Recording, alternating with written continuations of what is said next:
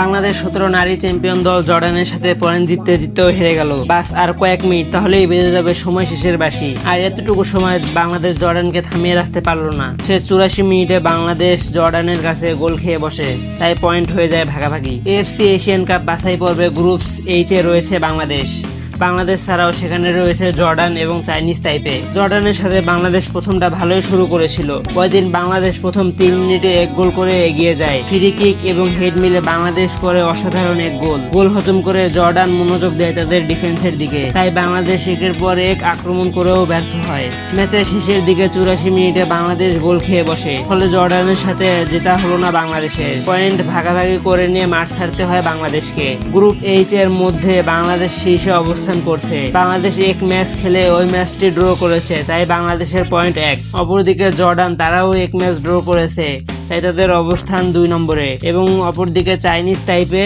তারা এখনো কোনো ম্যাচ খেলেনি। বাংলাদেশ যদি গ্রুপ এইচ এর মধ্যে শীর্ষে থাকতে পারে তাহলে সরাসরি এএফসি এশিয়ান কাপ খেলতে পারবে, তাই স্বাভাবিকভাবে বাংলাদেশ চাইবে পয়েন্ট টেবিলের শীর্ষে থাকতে। ফিফা র্যাঙ্কিং এ বাংলাদেশের অবস্থান 104 নম্বর, অপরদিকে জর্ডানের অবস্থান 62 নম্বর এবং চাইনিজ তাইপের অবস্থান 173 নম্বর। বাংলাদেশ যদি পয়েন্ট টেবিলের শীর্ষে থাকতে চায় তাহলে ম্যাচ জয়ের কোনো বিকল্প নেই। আপনার কি মনে হয় বাংলাদেশ কি এইচ গ্রুপের পয়েন্ট টেবিলের শীর্ষে থাকতে পারবে? আপনার গুরুত্বপূর্ণ মতামত কমেন্টে জানান। খেলাধুলা বিষয়ে নিত্য নতুন আপডেট পেতে আমাদের ছোট্ট চ্যানেলটি এখনই সাবস্ক্রাইব করুন।